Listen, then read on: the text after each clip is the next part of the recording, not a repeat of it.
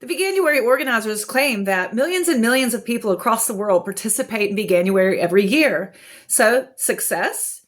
Well, I have my doubts. Number one, although originally Veganuary did spotlight a lot of animal issues, increasingly Veganuary in the popular culture has nothing to do with animals at all, and you'll be very hard-pressed to find any kind of discussion of animal rights, animal ethics, or animal liberation. Veganism, as it was originally developed, was all about reimagining and transforming humanity's relationship with the natural world and with fellow animals. And so while lots of people can practice plant-based consumption for lots of different reasons, when we're leaving non-human animals out of it, it really undermines what veganism is all about, an ethical philosophy of peace. Secondly, Veganuary is the epitome of capitalist co-optation of a social movement.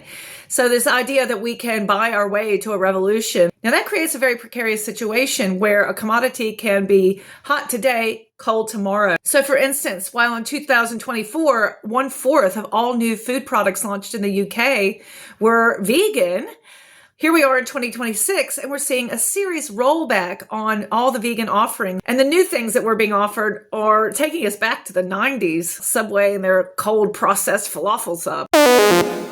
Finally, and not unrelated to the first two issues, is that Veganuary falls in line with this concept of reducetarianism or flexitarianism.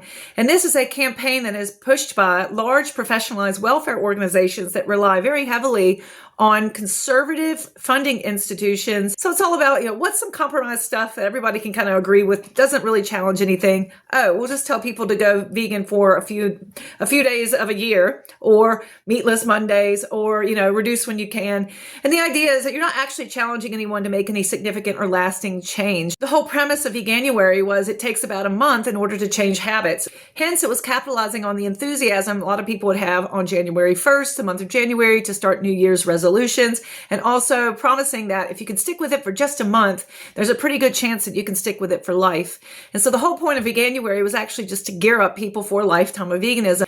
Unfortunately, now we're starting to see some of the leadership of Veganuary abandoning that early intention of the Veganuary system, and now just getting on board with the more compromised, professionalized approach to animal advocacy, where you accept money from industries, you accept money from conservative funding entities, and basically say, oh, actually, it's okay to eat animals, to kill animals, to continue to consume animals as long as you do it nicely, whatever that means. So no longer can we trust Veganuary to push against that toxic, unsustainable, and cruel food system that is non-veganism based in animal agriculture.